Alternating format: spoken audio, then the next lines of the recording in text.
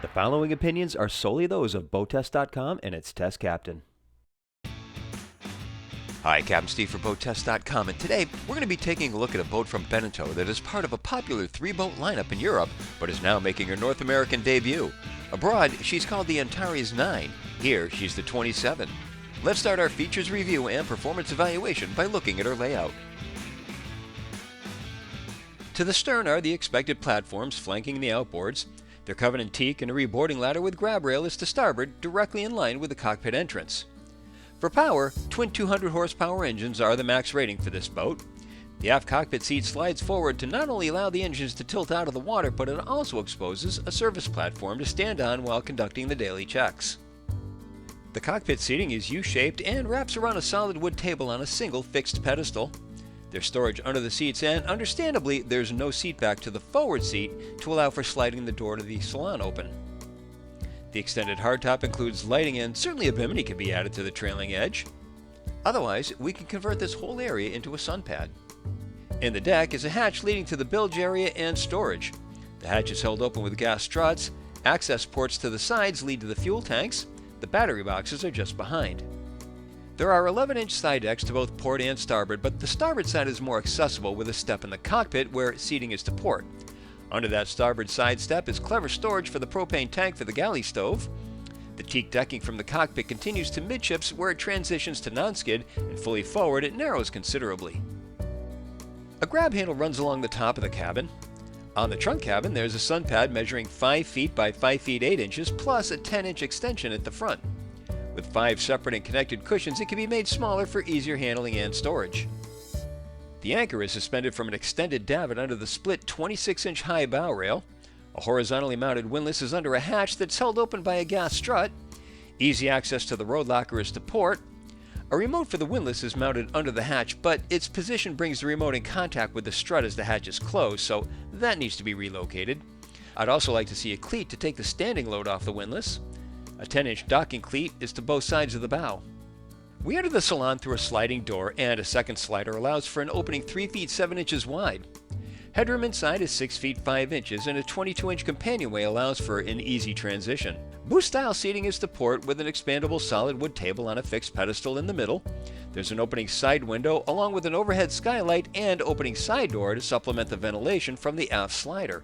Shore power connectivity at the stern allows for the addition of optional air conditioning. And when it's time to enjoy the ride, flip the table leaf closed and flip the seat back aft for forward-facing seating. Notice as the seat back swings aft, the seat base also elevates for a better vantage point. The galley is to port, and there are beverage holders, a side counter space that opens to reveal a single basin sink and 2-burner propane stove. We already discussed the outside gas storage, remember? Below is a soft close storage drawer with additional storage underneath and a refrigerator. Moving below, this is a 2-stateroom, 1-head boat. The first is to port and includes a 6 foot 7 inch by 4 foot 8 inch berth with headroom over the berth ranging from 1 foot 5 inches to 2 feet 5 inches.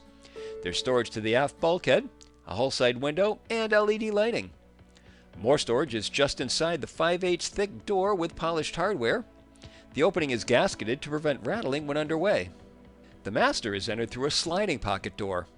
There's the expected island berth. At the entrance, the headroom is 5 feet 11 inches with 3 feet 4 inches over the berth. We measured the berth out at 6 feet 4 inches by 7 foot 1 inch. There's a skylight, an overhead hatch, and hull side windows, all pouring natural light into the space. The sleeping is at an angle, so we have more space in the berth itself. The head compartment is to starboard, and headroom inside is 6 foot 1 inch. It's a wet head with a pull-out sprayer able to be hung on the bulkhead. There's an opening port light for ventilation and a hull side window for natural light. A manual flush ceramic toilet includes a flip-down seat to the side. The sink is recessed into the Decotech counter and storage is alongside. Back to operations, the aft salon seat has the main battery switches. We continue ahead to the helm. It's mounted to starboard and is at once functional and well laid out. The console is dark to knock down glare. The compass is atop the panel with a recessed area for putting stuff. A rubber mat would be a nice addition here. A 9-inch display is at the top center. Just to the right are 2 fuel gauges with a 4-inch SmartCraft display. Below are a beverage holder and 2 sets of electrical rockers. Further below and to the left of the wrapped wheel are the bow thruster joystick and the trim tab rockers. To the right are the ignitions and the DTS engine controls from Merck. The seat slides, includes a flip bolster, and a footrest is at the bottom of the console. Fuel shutoffs are to the outboard side of the seat. The single-piece windshield with narrow mullions is a welcome addition. Pantograph wipers have integrated washers. I'd like to see defogging vents inside. The VHF has taken residence above the windshield. By far my favorite feature is this opening side door. Not only does it allow for huge amounts of air to flow through the cabin, it also allows for tying up the boat single-handed, a great feature on a cruising couple's or even a solo cruiser's boat. Getting underway, it quickly became apparent that around the dock she's remarkably well-mannered, with the thrusters having enough authority to not only move the bow, but offer sideways maneuverability. The Antares 27 has a length overall of 29 feet 6 inches, a beam of 9 feet 8 inches, and a draft of 2 feet 7 inches. With an empty weight of 9,387 pounds, 60% fuel, test power, and 2 people on board, we had an estimated test weight of 11,348 pounds. With the twin 200 horsepower Mercury XL 4-strokes turning 16x17 inertia props, we reached our top speed of 42.2 miles per hour at 5,500 RPM. Best cruise came in at 3,500 RPM and 25.4 miles per hour. It was at that speed that the 13.8 gallon per hour fuel burn translated into 1.8 miles per gallon and a range of 262 statute miles, all while still holding back a 10% reserve of the boat's 158 gallon total fuel capacity. We had an average time to plane of 3.6 seconds, accelerated to 20 miles per hour in 5.9 and 30 in 8.5 seconds. We had mild conditions on test day, so no chance to comment on how she handles chop, but crossing wake showed how her tulip-shaped bow presents a dry ride by dispersing spray out from the dual spray rails. Characteristics that we've come to expect from BENETEAU's Air Step 2 hull, such as on this Antares 27. She tracks well with dual running strakes running down each side. She has an 11-degree roll into turns that keeps everyone comfortable. The Antares lineup has been quite popular for BENETEAU for some time, and it's easy to see why, particularly with this Model 27. She's a comfortable cruiser that can be short or single-handed.